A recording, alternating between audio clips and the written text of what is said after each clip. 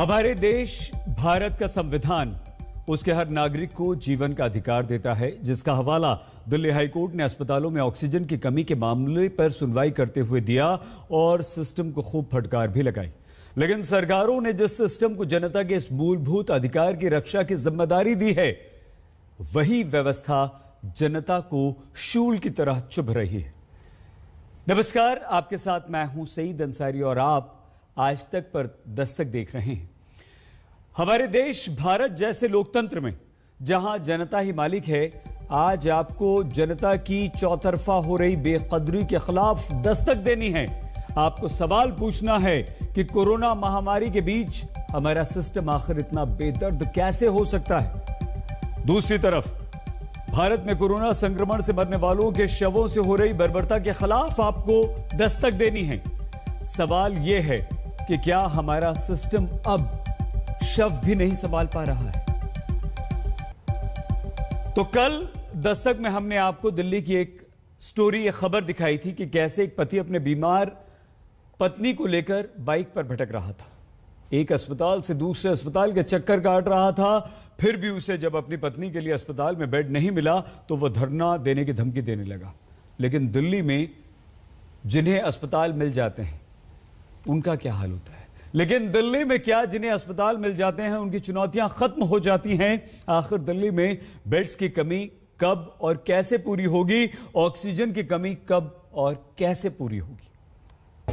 जो बैठे ऊपर सरकार बैठे, मैं हाथ जोड़ रहा हूँ, कुछ कर लो, कुछ कर लो। ना तो रोडों पे ना यही हाल मिलेगा, रोडों पे हाथ जोड़ रहा हूँ, रिक्वेस्ट कर रहा हूँ, रिक्वेस्ट कर रहा हूँ, रिक्वेस्ट कर रहा हूँ।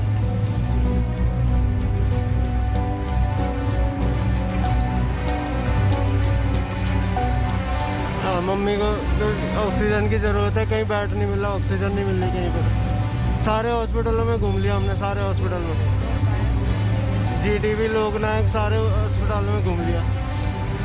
सर कुछ मदद कर दो सर। ये सामने है कोविड वार्ड, जहां पर बाहर में आसमान के ठीक नीचे मरीजों को रखा गया है। मरीज यहाँ पर इलाज करवा रहे हैं क्योंकि अंदर सब कुछ भर चुका। सुबह गिर गई मैम, मेरे पास रिकॉर्डिंग की है, बेड से गिर गई, कोई नहीं उठाया, उनके मुंह से खून आ गया मैम। ऐसी व्यवस्था में कहाँ जाऊँ मैम, कहाँ मर। राजकुमार, कुलदीप सिंह और मनोज, दिल्ली के 3 नागरिक, वो दिल्ली में अस्पतालों के बाहर नाकाम सिस्टम की हजारों, जिनके केंद्र में सरकार और सिस्टम से मायूसी है। लोग समझ नहीं पा रहे। मेरे बच्चे कहाँ जाए, कहाँ जाऊँ मैम, मैं मेरे कोई नहीं मैं दुनिया में। दिल्ली के एलएनजेपी अस्पताल के बाहर रोते बिलखते ये राजकुमार, लेकिन ये इसलिए नहीं रो रहे कि इनकी पत्नी को अस्पताल में भर्ती नहीं किया जा रहा, बल्कि ये इसलिए बेहाल है क्योंकि दावा है कि इनकी पत्नी को अस्पताल ने बेड तो दे दिया, लेकिन वो इलाज के लिए तरसती रही। कोई केयर नहीं मैम, अभी मर गई, मेरा फोन है, तुम्हारी बीवी एक्सपायर हो गई है। देखिए मैम, खुद देखिए, यहाँ कोई है, कोई नहीं है यहाँ पे, इसमें कोई नहीं है, वहाँ तक कोई नहीं है। वीडियो लेके आए, कोई नहीं है यहाँ, पूरे वीडियो में कोई डॉक्टर नहीं दिखेगा, ना रिसेप्शन पे ना कहीं। इतना दुख का मंजर है। आप पीछे वीडियो देख रहे हैं, यहाँ पर राजकुमार जी हैं, बेटे हैं ये, और दोनों को एलएनजेपी अस्पताल के अंदर घुसकर जाना पड़ा क्योंकि कोई अंदर से सूचना या जानकारी नहीं थी कि इनकी पत्नी को क्या हुआ। राजकुमार का दावा है कि इन्हें अस्पताल प्रशासन ने अंदर नहीं जाने दिया, लेकिन जब इनकी पत्नी का फोन आया तो ये जबरदस्ती अंदर घुस गए, लेकिन तब तक काफी देर हो चुकी थी। मैं सबसे लेटर लिखवा लेके आया हूँ, मेरी बीबी कोई केयर नहीं हुई यहाँ पे, और मैं धक्के खाता रहा, लोगों को गिड़गिड़ाता रहा, अपनी कार्यकर्ताओं को सबसे मदद मांगता रहा। एमएलए ने मेरा फोन नहीं उठाया, मैंने कहा मेरी मदद कर दो, कोई मदद नहीं किया। मैं भटक के जबरदस्ती मैं वार्ड में घुस गया हूँ, वीडियो बना के लाया मैंने, वहाँ कोई नहीं मिला। मैं मुझे वहाँ साझा कि मेरी बेबी बाथरूम करके लेटी हुई थी बिस्तर पे, उसके कपड़े बदले, मैंने कंबल दिया उठाया उसको। आज मैं निगेटिव मेरी चेक करा रहा हूँ मैम, कोई नहीं सुना मेरी। मैं कार्य करता हूँ मैम, बताओ मैं कहाँ मर जाऊँ, नौकरी छोड़ दी मैंने पार्टी के लिए। मैंने कौन सी पार्टी के कार्यकर्ता? आम आदमी पार्टी कार्य करता हूँ मैम। सुबह गिर गई मैम, मेरे पास रिकॉर्डिंग की है, बेड से गिर गई, कोई नहीं उठाया, उनके मुंह से खून आ गया मैम। ऐसी व्यवस्था में कहाँ जाऊँ मैम, कहाँ मर जाऊँ, अपने आप आग लगा लूँ मैं। मेरे बच्चे कहाँ जाए, कहाँ जाऊँ मैम, मैं मेरे कोई नहीं मैं दुनिया में।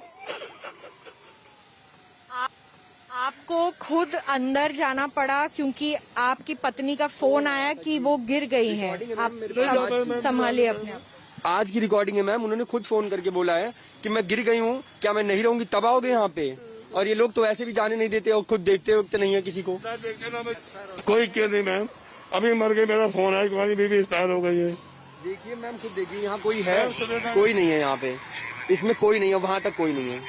वीडियो लेके आए, कोई नहीं है यहाँ, पूरे वीडियो में कोई डॉक्टर नहीं दिखेगा, ना रिसेप्शन पे ना कहीं। तो दिल्ली में अजीब हालात हैं, जिनके अपने अस्पतालों के अंदर इलाज करवा रहे हैं वो बिलख रहे हैं, और जो अपनी बुजुर्ग माँ को अस्पताल की चौखट पर कोरोना से लड़ते हुए देख रहे हैं वो सिस्टम को धिक्कार रहे हैं। मेरी मदर को कोविड हो रखा है, 21 तारीख से लेकर घूम रहा हूँ, कहीं जगह नहीं मिली। आधे दिल्ली से ज्यादा हॉस्पिटल में बस एक ही जवाब है, बेड नहीं है, बेड नहीं है, बेड नहीं है। अभी एक पेशेंट मेरे घर में पड़ा, मेरा लड़का, अब इसको देखो उसको देखो, बहुत परेशान हो रहा, बहुत ज्यादा। अभी कहीं एडमिट हो जाए तो उसको देखूं मैं, अभी हमारा भी पता नहीं क्या होगा क्या नहीं होगा। कुलदीप सिंह जिस अस्पताल के बाहर खड़े हैं वो कोरोना डेडिकेटेड अस्पताल है। 1500 से ज्यादा बेड हैं, जिन पर मरीजों का इलाज हो रहा है, इसीलिए नई मरीजों को लेने में अस्पताल असमर्थ है। लेकिन जिसके घर में 2-2 लोग बीमार हो, उसके लिए इस हकीकत को समझना मुश्किल है और हाथ जोड़ना आखिरी रास्ता। कुछ सोचो, मैं तो शायद हाथ जोड़ रहा हूँ, जो बैठे हैं ऊपर सरकार बैठे, मैं हाथ जोड़ रहा हूँ, कुछ कर लो, कुछ कर लो, ना तो रोडों पे ना यही हाल मिलेगा, रोडों पे हाथ जोड़ रहा हूँ, रिक्वेस्ट कर रहा हूँ।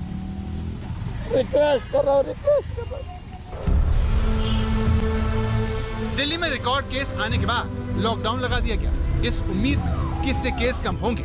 लेकिन अस्पतालों में लगातार आने वाले मरीजों की संख्या इससे इत्तेफाक नहीं रखती, क्योंकि अगर ऐसा होता तो मनोज जैसे नौजवानों को अपनी मां को बचाने के लिए टेम्पू में लेकर इधर उधर भटकना नहीं पड़ता।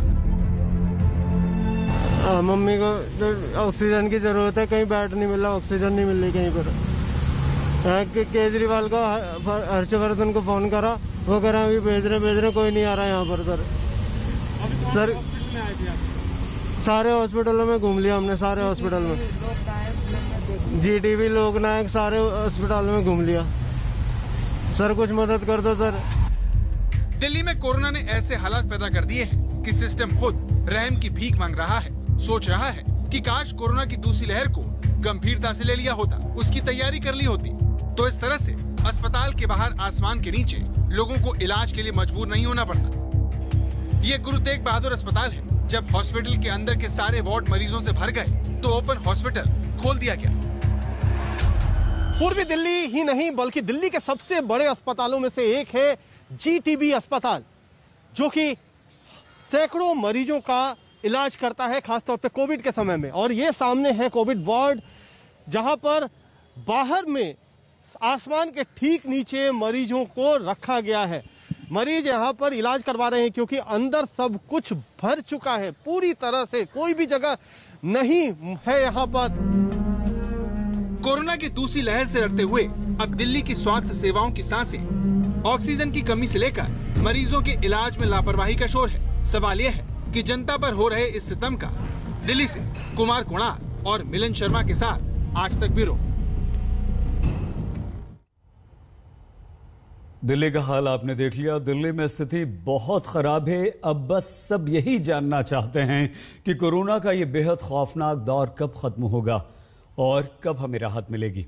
इस वक्त हमारे साथ अपोलो हॉस्पिटल के ग्रुप मेडिकल डायरेक्टर प्रोफेसर अनुपम सिब्बल जी मौजूद हैं। बहुत धन्यवाद सर आज तक के लिए समय निकालने के लिए आपका।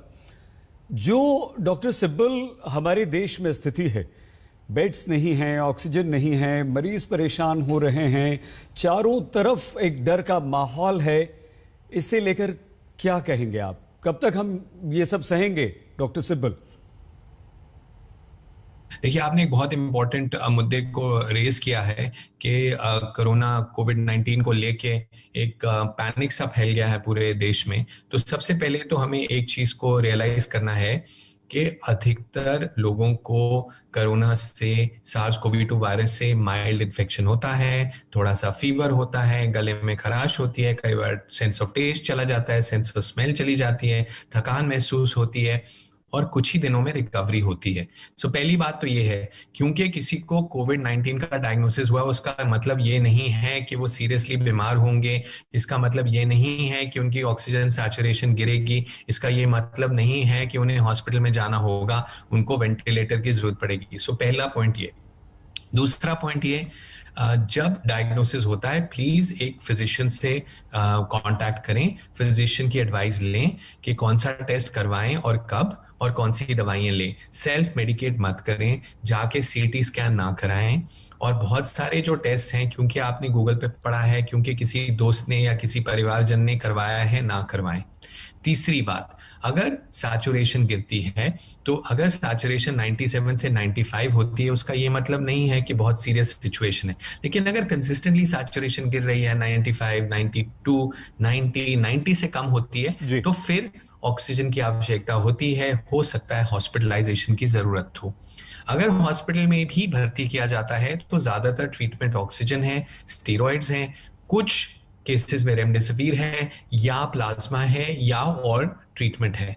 वेंटिलेशन जो है वो सिर्फ एक्सट्रीम सिचुएशंस में यूज होता है, जबकि बॉडी जो है ऑक्सीजन को हैंडल नहीं कर पा रही है, लंग्स जो हैं वो बॉडी को ऑक्सीजनेट नहीं कर पा रहे हैं, ऑक्सीजन दे के नॉन इन्वेजिव वेंटिलेशन को ट्राई करके, तो एक बहुत स्मॉल प्रोपोर्शन है।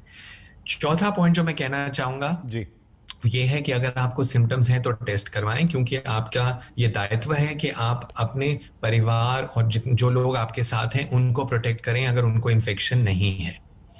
और लास्ट जो इम्पोर्टेंट पॉइंट मैं कहना चाहूंगा कि जो कैंपेन चली है वैक्सीनेशन के लिए और कुछ वैक्सीन हेसिटेंसी सामने आई है कि लोग कहते हैं अगर वैक्सीन लेने के बावजूद इन्फेक्शन होता है तो क्यों वैक्सीन करवाएं, तो उसका आंसर बड़ा सिंपल है।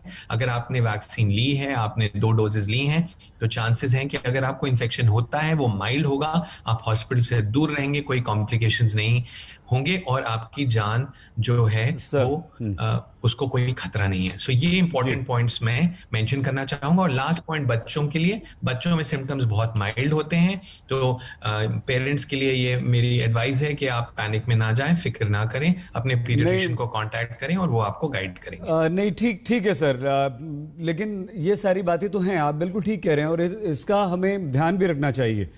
लेकिन सवाल सिर्फ ये है डॉक्टर साहब की समस्या बहुत गहराती जा रही है, बढ़ती जा रही है, लोग भटक रहे हैं, अब हॉस्पिटल्स ही नहीं मिल रहे, ऑक्सीजन नहीं मिल रही, तो क्या करें? आपको कोई उम्मीद नजर आती है जिस तरह की कोशिशें हमारे देश में हो रही हैं, कब तक कम से कम ऑक्सीजन हमें मिलने लगेगी, सभी को देश भर में मिलने लगेगी और बेड्स मिलने लगेंगे?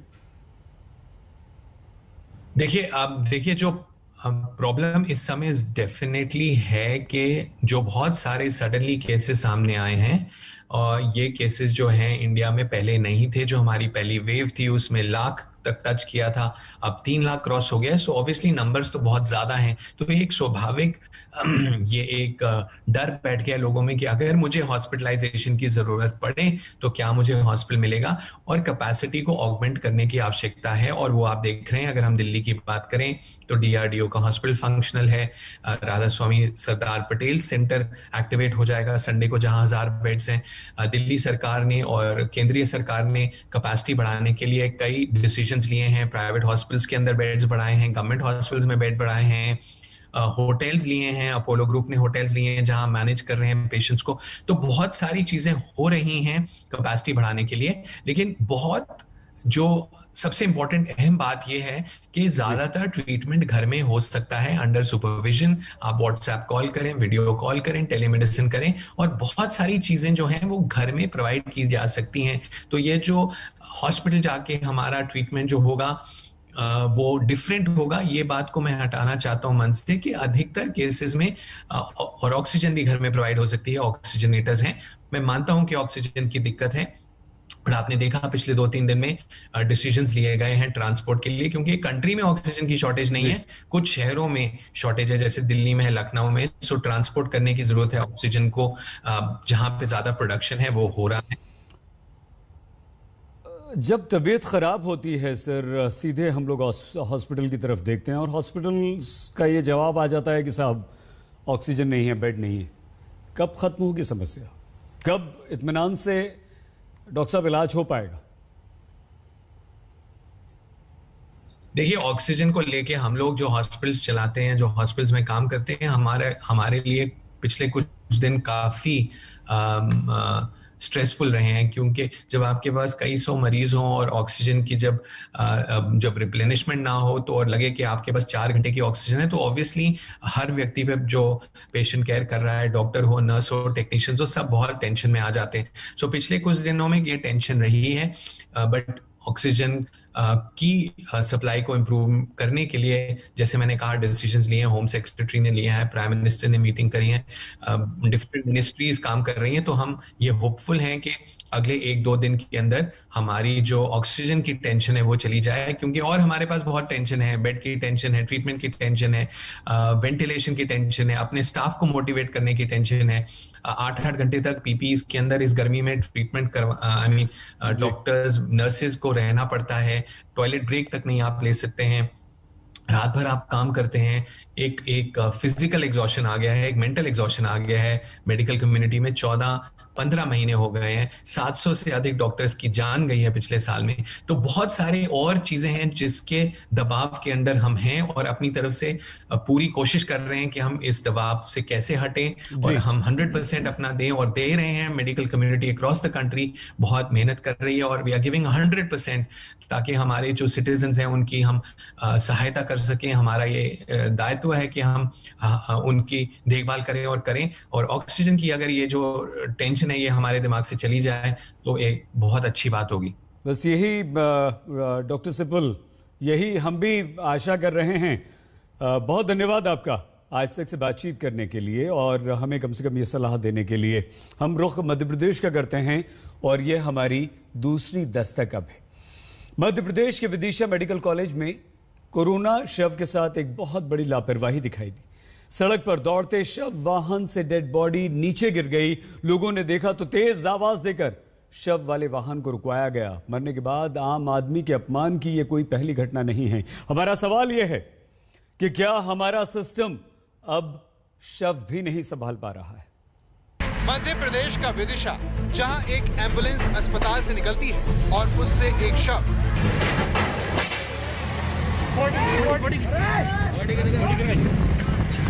अस्पताल से निकलते ही एम्बुलेंस का ड्राइवर अचानक रफ्तार तेज कर देता है, जिसका नतीजा सड़क पर शव गिर जाता है।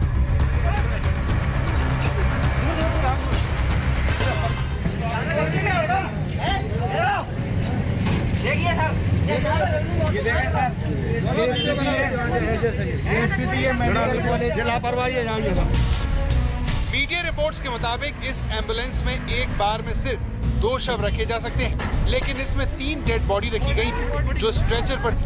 एम्बुलेंस की रफ्तार बढ़ने से स्ट्रेचर गेट से टकराया और वो खुल गया।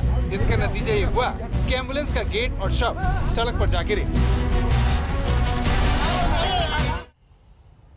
कोरोना के इलाज में मेडिकल स्टाफ खुद हाँफ रहा है। तो अब हम बात करते हैं उत्तर प्रदेश की राजधानी लखनऊ की, जहां अस्पतालों में बेड और ऑक्सीजन का टूटा पड़ा हुआ है। स्थिति यहां तक आ गई है कि अस्पताल के बाहर एक मरीज के परिजन चीखते रहे, चिल्लाते रहे, लेकिन अस्पताल में बेड नसीब नहीं हुआ उन्हें। मरीज ने एम्बुलेंस में तड़प तड़प कर दम तोड़ दिया। मार डाला 2-3 घंटे से मैं खड़ी नहीं है, नहीं लिया तो इन्होंने नहीं लिया। यहाँ से अप्रोच लगा लो, वहाँ लगा लो। मैम, आपको यहाँ पे कितना समय हो गया है? यहाँ पर एम्बुलेंस वाले भैया लगातार CPR भी कर रहे थे, हम देख रहे थे। तो यहाँ पे किसकी गलती है? यहाँ के डॉक्टरों की गलती है। यहाँ सुने नहीं रहे, बिल्कुल कोई सुनवाई नहीं। अगर पेशेंट को बचाना चाहे तो बचा सकते हैं। अस्पताल में लापरवाही की हदों ने मार डाला। खड़ी नहीं है, नहीं लिया तो इन्होंने नहीं लिया। संवेदनहीनता ने मार डाला। उत्तर प्रदेश के बजबजा रहे मेडिकल सिस्टम ने मार डाला। 2-3 घंटे से मैं खड़ी। इस महिला की चीखें उत्तर प्रदेश के गूंगे बहरे मेडिकल सिस्टम तक पहुंच पाती तो शायद हुक्मरानों के कानों के पर्दे फट जाते, लेकिन सिस्टम के कानों में तेल पड़ा हुआ। चीखें बेअसर। इन्होंने मार डाला, मेरे बच्चे अनाथ कर डाले, मेरे बच्चे अनाथ कर डाले। ये उत्तर प्रदेश की राजधानी लखनऊ के अस्पताल का मंजर है, जहां 61 साल के मरीज निर्मल की मौत हो गई। उनकी पत्नी बिलख रही है, आरोप लगा रही हैं कि उनके पति को डॉक्टरों की लापरवाही ने मारा। अगर पेशेंट को बचाना चाहे तो बचा सकते हैं, इन्होंने मार डाला, मेरे बच्चे अनाथ कर डाले, मेरे बच्चे अनाथ कर डाले। इससे पहले गुरुवार को लखनऊ में इस महिला के पति का वीडियो वायरल हो गया था। आज तक ने भी इस पूरे मामले को कवर किया था। गुरुवार को निर्मल को एक एम्बुलेंस में लेकर परिजन अस्पताल आए थे, लेकिन ऑक्सीजन न होने की बात कहकर उन्हें भर्ती नहीं किया गया। निर्मल की पत्नी और बेटी की चीखें अस्पताल के परिसर में सुनाई दे रही थी। गाड़ी नंबर भी ले लो।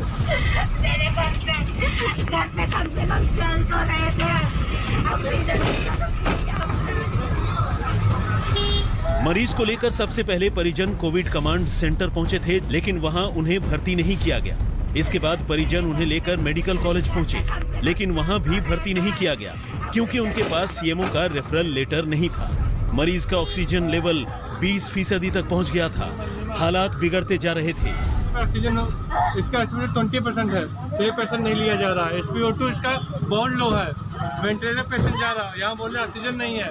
फिर क्यों यहाँ के कमांड से क्यों यहाँ पे करते हैं? मत भेजे ना, क्या जान दे दे, फुल ऑक्सीजन की चल रही है पूरी। एम्बुलेंस अस्पताल के बाहर खड़ी रही, परिजन चीखते रहे, कोसते रहे उस घड़ी को जिसमें वो निर्मल को लेकर अस्पताल आए थे। मेरे बच्चे घर पे कम से कम चल तो रहे थे। घंटों इंतजार के बाद 61 साल के निर्मल ने दम तोड़ दिया।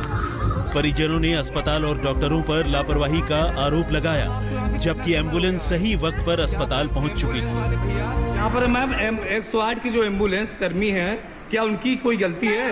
कोई गलती, उन्होंने मेरा इतना साथ दिया, इतनी मेरी हेल्प करी, उन्होंने गाड़ी में उनका हार्ट पंच किया, ऑक्सीजन की तरह उन्होंने पूरा काम किया, हार्ट बीट चलने लगी, पूरा हार्ट चलने लगा, सब कुछ चला। लेकिन यहाँ के डॉक्टरों ने नहीं सुना, यूपी की राजधानी लखनऊ में अस्पतालों में कहीं बेड नहीं है तो कहीं ऑक्सीजन नहीं है। स्वास्थ्य व्यवस्था बेपटरी हो रही है। ऑक्सीजन सिलेंडर के लिए मारामारी हो रही है। रो रहा मेरी बहन है, ये सब रो रहा है। अब गरीब भाई बताइए क्या हुआ, क्या बताइए? मेरे बहन एडमिट है, टेम्पो पे लाने में पुलिस वाले लाठी चला रहे, जो सोर्स वाला उससे कह रहे आओ यहाँ, सोर्स वाली सारी गाड़ी है यहाँ पर। हम कल सुबह 11 बजे से लाइन में लगे। साहब कुछ करिए ऐसा कि जिंदगी बच जाए, या फिर खत्म कर दिया जहर देकर इंजेक्शन। जो हमारी माताएं बहनें जितनी एडमिट है उनको इंजेक्शन दिलवा दीजिए, मर जाए। हम लोग का पैसा तो न खर्चा हो। जो सिलेंडर के लिए 50,000 हॉस्पिटल लेके जा रहे हैं तो 1 लाख रुपया, 50,000 रुपया डेली मांग रहे हैं कि 50,000 लोग कहाँ से आप लाऊं? गरीब आदमी, हम लोग रिक्शा चलाते, ठेला चलाते। आप एक बार देख लीजिए, वहाँ यहाँ से वहाँ तक सब गरीब आदमी बेचारा धूप में करते हैं। देखिए ऑक्सीजन किस तरह खून के आंसू रुला रहा है। इनके परिजन घरों में क्वारंटीन हैं और ये ऑक्सीजन रिफिलिंग सेंटर पर पहुंचे हैं। सैकड़ों लोगों की लाइन लगी है, लेकिन यहाँ ऑक्सीजन की कमी बताकर पल्ला झाड़ा जा रहा है। सिलेंडर मिलने के इंतजार में भूखे प्यासे लोग आंसुओं में डूब रहे हैं। साहब हम लोग को जहर पिलवा दीजिए साहब, हम लोग बहुत गरीब आदमी है साहब, हम लोग को यहाँ पर मरवा दिए पूरे प्रशासन से साहब। और इससे कहीं न कहीं कुछ नहीं है, कल से लाइन लगे, भूखे प्यासे पड़े, पैसा भी जेब में नहीं। आरोप ये भी है कि जिन लोगों की ऊंची पहुंच है उन्हें तो सिलेंडर मिल जा रहा है, लेकिन जिनका कोई परिचय नहीं वो भूखे प्यासे लाइनों में लगे हैं। वहाँ देख लीजिए, उस बिल्डिंग से लेके सब बेचारे रो रहे हैं, वहाँ सिलेंडर लिए धूप में कल से परेशान है साहब। या एक बार ये तो मीडिया को दिखाइए, मोदी जी हमारे बैठे वो कहते ठीक है, योगी जी बैठे ठीक है। अब क्या ठीक है, कम से कम प्रशासन गरीबों को तो ख्याल करे। गरीबों को कोई ख्याल करने वाला सरकार नहीं है। ऐसा करो साहब, इंजेक्शन लगवा लो, हम लोग मर जाए। लखनऊ में एक अदद ऑक्सीजन का इंतजाम भी अब मरीजों के परिजनों के लिए बहुत मुश्किल हो गया है। सवाल ये है कि स्वास्थ्य सेवाओं की इस बदहाली का जिम्मेदार आखिर कौन है? प्रशासन पर लोग सवाल उठा रहे हैं कि यहाँ पर जो है वो ऑक्सीजन की सप्लाई नहीं दी जा रही है, बीच में रोक दिया जाता है और जो लोग अपनी व्यवस्था से ऊपरी तौर पर यहाँ पर किसी तरीके से जुगाड़ करके आते हैं उनको यहाँ पर ऑक्सीजन मिल जा रही है। साफ है कि इस कोरोना काल में ना सिर्फ बेड, ना सीएमओ की रेकमेंडेशन और अब ऑक्सीजन के लिए भटकते लोगों के आगे सिवाय फरियाद करने और आंसू बहाने के कोई और चारा नजर नहीं आ रहा। लखनऊ से कैमरामैन हरीश कांडपाल के साथ अभिषेक मिश्रा, आज तक। एक बार फिर से देश की राजधानी दिल्ली की तरफ आपको लिए चलते हैं, जहां स्थिति और भी खस्ता है, खराब है। ऑक्सीजन संकट दिल्ली में खत्म नहीं हुआ है। अस्पतालों में बेड के इंतजाम क्या होंगे? यहां तो अस्पताल के बाहर स्ट्रेचर पर दर्जनों मरीजों का इलाज चल रहा है। अस्पताल के बाहर मरीजों का तांता लगा हुआ है, लेकिन अस्पताल में नो एंट्री है।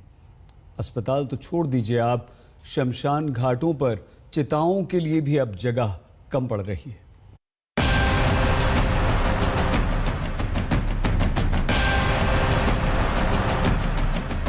खुल गया, खुल गया, खुल गया। जी हां, ओपन हॉस्पिटल खुल गया।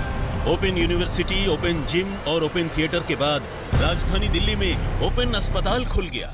देश की राजधानी दिल्ली में मेडिकल सिस्टम की बेबसी का जीता जागता उदाहरण है ये ओपन अस्पताल। दिल्ली का गुरु तेग बहादुर अस्पताल जब मरीजों से ठसाठस हुआ तो बाहर लग गई स्ट्रेचर की कतार और अस्पताल के बाहर ही शुरू हो गया गंभीर मरीजों का इलाज। कई लोग इसमें बहुत ज्यादा गंभीर हालत में हैं। कई जो स्थिति है यहाँ पर इस तरीके से है कि कम से कम 15 से 20 मरीज बाहर इस समय अस्पताल के बाहर खुले में लेटे हुए हैं, उनका इलाज चल रहा है। शिकायत ये भी है कि डॉक्टर नहीं आ रहे हैं, उन्हें ऑक्सीजन मुहैया नहीं कराई जा रही है। फिर इस तरीके से इतनी भयावह स्थिति जहाँ पर स्ट्रेचर पर लेट करके रात काटी है मरीजों ने, और अब जाकर के सुबह हो गई है और सुबह में भी कोई उन्हें पूछने वाला नहीं है। तो ये स्थिति इस समय दिल्ली के बड़े अस्पतालों में से एक जीटीबी अस्पताल में, जो कि दिल्ली सरकार का अस्पताल है, वहां पर साफ तौर पर दिखाई दे रही है। अस्पतालों में इलाज कैसे हो रहा है ये कोई जरा इस शख्स से पूछ। पत्नी एलएनजेपी अस्पताल में भर्ती है, कोई हल नहीं मिल रहा है। ऐसी व्यवस्था में कहा जाऊंगा, कहाँ मर जाऊँ, अपने आप आग लगा लूंगा। नहीं रहूंगी तबाह होगी। मैं अपने आप आग लगा के सामने आग दाग कर लूंगा। मैं बता के जा रहा हूँ, आग लगा के मर जाऊंगा। मेरे बच्चे कहाँ जाऊँ मैं मेरे कोई नहीं मैं दुनिया में। मरीजों का इलाज राम भरोसे है, यहाँ तक कि लोगों को एम्बुलेंस तक नहीं मिल रही है। ऑटो, बैटरी रिक्शा और टैक्सी में मरीजों को लाना पड़ रहा है। बात तब भी नहीं बन रही है। अस्पतालों में कहीं बेड नहीं है तो कहीं ऑक्सीजन का टोटा है, मरीज तड़प रहे हैं। आधे दिल्ली से ज्यादा हॉस्पिटल में बस एक ही जवाब है, बेड नहीं है, बेड नहीं है, बेड नहीं है। अभी एक पेशेंट मेरे घर में पड़ा, मेरा लड़का, अब इसको देखो उसको देखो, बहुत परेशान हो रहा, बहुत ज्यादा। अभी कहीं एडमिट हो जाए तो उसको देखूं मैं। अभी हमारा भी पता नहीं क्या होगा क्या नहीं होगा। कुछ सोचो, मैं तो सारे हाथ जोड़ रहा हूँ। जो बैठे ऊपर सरकार बैठे, मैं हाथ जोड़ रहा हूँ, कुछ कर लो, कुछ कर लो। ना तो रोडों पे ना यही हाल मिलेगा, रोडों पे। अस्पतालों के बाहर कोरोना मरीज पड़े हैं, लेकिन कोई सुनने वाला नहीं। मेरी भाभी माँ का कोरोना पॉजिटिव है। जीबी पंत ने रेफर किया था लोकनायक जयप्रकाश के लिए। मेरे भाभी जो है, भाभी माँ गेट पर ही बैठी है, बोल रहे बेड नहीं, खाली है। दिल्ली के अस्पतालों में ऑक्सीजन की किल्लत है, ऑक्सीजन के लिए कोहराम मचा हुआ है। दिल्ली के यमुना स्पोर्ट्स कॉम्प्लेक्स में कोविड सेंटर में ऑक्सीजन का कोई इंतजाम नहीं है। लोग कॉम्प्लेक्स के गेट के बाहर मदद के लिए गुहार लगा रहे हैं। दिल्ली के अस्पतालों में लाइन है, जगह कम पड़ती जा रही है। गीता कॉलोनी के शमशान घाट पर 29 चिताएं जलने का इंतजाम है, लेकिन यहां क्षमता से दोगुनी चिताओं का अंतिम संस्कार किया जा रहा है। राजधानी दिल्ली में कोरोना से मौत का आंकड़ा लगातार बढ़ता जा रहा है। इसके चलते दिल्ली के शमशान घाटों में अब चिताओं के लिए जगहें भी कम पड़ती नजर आ रही हैं। इस वक्त हम मौजूद हैं गीता कॉलोनी क्रिमिनेशन ग्राउंड में। आपको तस्वीरें दिखाना चाहेंगे कि नॉन कोविड क्रिमिनेशन ग्राउंड है। 29 की यहाँ पर कैपेसिटी है। रोजाना 29 चिताओं को यहाँ पर अंतिम संस्कार किया जाता है, लेकिन कल में यहाँ पर 52 चिताओं को अंतिम संस्कार जो है वो किया गया है। आप तस्वीरें देख सकते हैं कि क्रिमिनेशन ग्राउंड का गेट जो है वो फिलहाल अब बंद कर दिया गया है। जितनी चिताएं अंदर मौजूद हैं, सिर्फ उन्हीं के अंतिम संस्कार के लिए यहाँ पर अब लकड़ जो है वो का तांता देखते हुए शमशान घाट के गेट को बंद कर दिया गया है और जितनी भी बॉडी यहाँ आ रही है उनको वापस भेजा जा रहा है। मिलन शर्मा, तंसीम हैदर, सुशांत मेहरा के साथ कुमार कुणाल, दिल्ली आज तक। जहां जहां कोरोना का कहर है वहां वहां मेडिकल सिस्टम फेल हो चुका है। आखिर इसका जिम्मेदार कौन है? कोरोना संक्रमण तो 1.25 साल से चल रहा है, लेकिन सरकारों ने अब तक कोई पुख्ता इंतजाम क्यों नहीं किए? ये सवाल आपके हमारे हर देशवासी के मन को झकझोर रहा है। सच्चाई ये है कि तमाम जगह कोरोना मरीजों का इलाज भगवान भरोसे है। ये शिवराज सरकार के शासनकाल में कोरोना मरीज का इलाज कैसा चल रहा है, उसकी ये नज़ीर देख लीजिए। मध्य प्रदेश के सिवनी जिला अस्पताल के बाहर जमीन पर बुजुर्ग का इलाज चल रहा है। ऑक्सीजन सिलेंडर खंभे से बंधा हुआ है। वीडियो वायरल हुआ तब जाकर 18 घंटे के बाद इस मरीज को अस्पताल में एंट्री मिली। ये वीडियो अहमदाबाद के शारदाबेन अस्पताल का है, जहां एम्बुलेंस के लिए घंटों के इंतजार के बाद महिला अपने बेटे को लेकर खुद ही अस्पताल पहुंची, लेकिन अस्पताल प्रशासन ने महिला के बेटे को एडमिशन देने से साफ इनकार कर दिया। महिला घंटों सड़क पर बैठी रही, उसका बेटा ऑक्सीजन के लिए तड़पता रहा। ये तस्वीरें प्रयागराज की हैं, जहां डॉक्टरों को पुलिस मना रही है क्योंकि डॉक्टरों ने हड़ताल कर दी है। डॉक्टरों का आरोप है कि मरीजों के परिजनों ने उनके साथ मारपीट की है, जबकि मरीज के परिजन खुद लहूलुहान पड़े हुए हैं। देख लीजिए मेरी मम्मी को। और ये चीख पुकार मची है पटना के NMCH कोविड अस्पताल में। यहाँ एक महिला की मौत के बाद परिजनों ने जमकर हंगामा किया। इससे पहले मरीज के परिजन ने वीडियो बनाकर दिखाया कि अस्पताल से डॉक्टर नदारद हैं और नर्स कमरे में बैठी है, लेकिन मरीज का हाल देखने नहीं आई। इस हंगामे के बाद अस्पताल के जूनियर डॉक्टर हड़ताल पर चले गए। डॉक्टर सुरक्षा की गारंटी की मांग पर अड़े हैं। जिन लोगों ने अस्पताल में हंगामा किया था, उनमें से 4 लोगों को गिरफ्तार कर लिया गया है।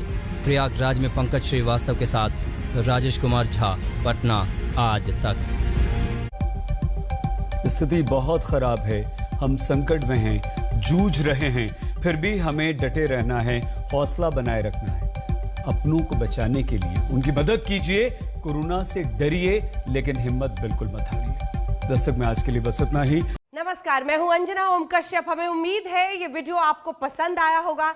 लेटेस्ट खबरों के लिए यूं ही देखते रहिए आज तक, और इस वीडियो के पसंद आने पर लाइक, शेयर एंड सब्सक्राइब करना ना भूलें।